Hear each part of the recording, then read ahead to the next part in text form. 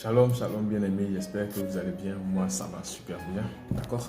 Ce matin encore, je viens parler de Jésus-Christ à quelqu'un. Vous savez, avoir Jésus-Christ dans sa vie est la meilleure décision qu'on puisse prendre sur cette terre, d'accord? Et ce matin, je t'invite vraiment à faire la paix avec le Seigneur, d'accord? Ce matin, je vais parler d'un thème rapidement. Le thème, c'est après la mort. Après la mort, où ira ton âme? Après la mort, que feras-tu? Après la mort, il y a plusieurs questions existentielles que nous devons nous poser, d'accord? Vous savez, il est bien d'avoir toutes les richesses de cette terre. D'ailleurs, tout le monde aspire à être riche, mais comment tu obtiens cette richesse? C'est le plus important, la question. Comment tu obtiens cette richesse? Est-ce au prix du sang? Est-ce en faisant des sacrifices humains? Est-ce en vendant son âme? Il faut se poser plusieurs questions, d'accord?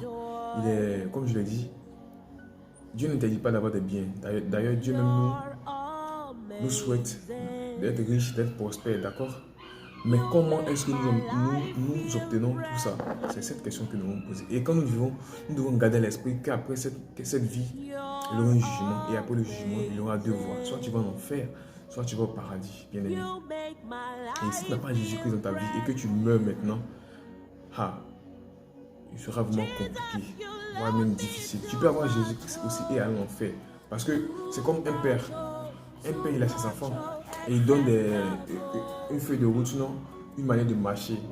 Et si tu décides de marcher comme toi tu veux, le père lui, il a sa main sur toi.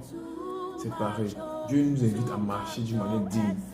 Mais si tu choisis de marcher comme tu veux, après la mort, c'est l'enfer direct. Vous savez, le plus important, c'est d'accepter Jésus-Christ dans sa vie et de marcher conformément à sa parole, conformément à ce qu'il nous dit. Et il y a des choses à éviter, comme le dit dans Galates 5, verset 19, il y a des comportements à éviter. D'accord? Donc ce matin, je vais t'inviter vraiment à accepter Jésus-Christ dans sa vie. D'accord?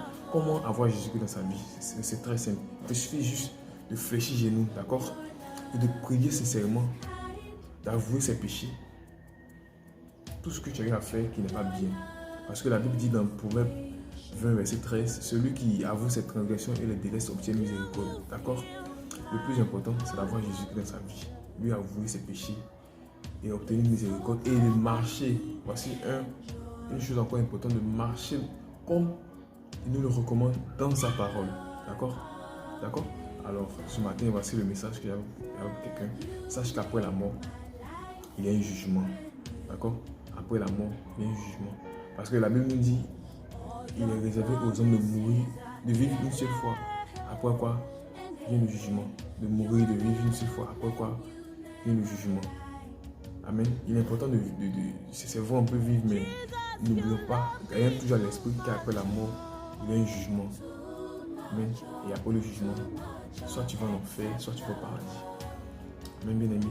Et voici le message que j'avais pour quelqu'un. Que le Seigneur vous bénisse et je vous souhaite de passer vraiment une excellente journée. Au revoir, bonne journée à vous, bien aimé.